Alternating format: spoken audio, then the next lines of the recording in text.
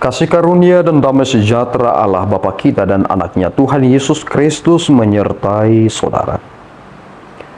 Amin. Shalom saudaraku yang terkasih, di dalam nama Tuhan Yesus Kristus senang bisa menyapa saudara di tempat saudara berada hari ini dalam dimensi yang berbeda, tetapi dalam dunia yang sama. Sebagai insan yang diciptakan untuk Tuhan, sebelum melakukan rangkaian aktivitas kita pada hari ini, marilah kita mengawalinya dengan memuliakan Tuhan lewat pujian kita dan mendengarkan firman Tuhan.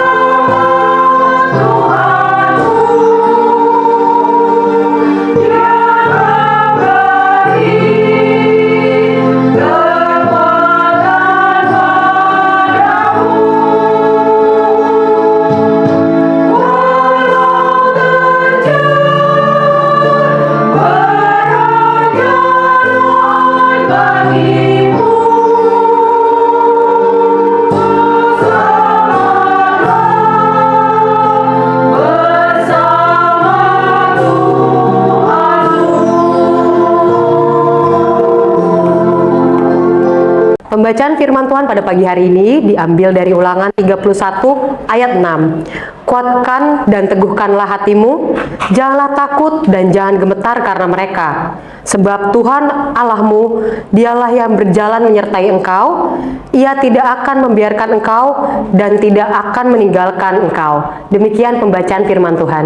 Saudaraku yang terkasih di dalam nama Tuhan Yesus Kristus, jika kita melihat ada transisi di sana, ketika pendelegasian tugas itu diserahkan oleh Musa kepada Yosua.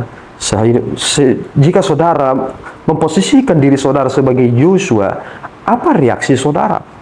Ini adalah tanggung jawab yang besar. Bukan sekedar membawa mereka ke tanah perjanjian ini, tetapi yang terbesar itu adalah ini bagian dari perjanjian bangsa Israel dengan Allah. Ini adalah perjalanan rohani.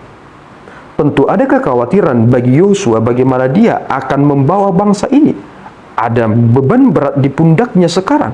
Musa telah selesai pekerjaannya. Kini tugas itu dilanjutkan oleh Yosua. Tetapi kita mendapati sesuatu hal yang indah dalam teks ini.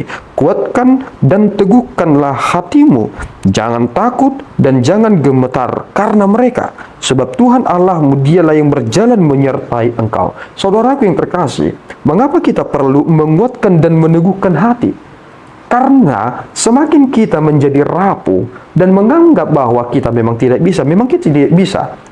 Ketika kita menjadi rapuh, ketika kita menjadi orang yang jatuh, tidak memiliki harapan, berputus asa, maka kita tidak akan memberikan dampak apapun kepada orang-orang yang di belakang kita. Sebagai seorang leader, dia harus mampu menguatkan dirinya. Terkadang kita melihat para pemimpin-pemimpin kita, mereka mampu tersenyum, mereka mampu memberikan argumen mereka di depan media. Kita berkata, bagaimana dia bisa tertawa? Sebenarnya, dia memiliki hal yang berat di pundak mereka. Tetapi karena mereka mampu menguatkan diri mereka dengan segala fenomena yang terjadi, bagaimana mereka harus menguras energi mereka, cara mereka berpikir dan bertindak, akhirnya mereka tampil untuk menunjukkan bagaimana dia telah mampu memenangkan dirinya terlebih dahulu untuk mampu menenangkan orang lain. Jika seorang pemimpin telah menjadi panik, bagaimana mungkin bawahannya atau anggotanya akan mampu tenang?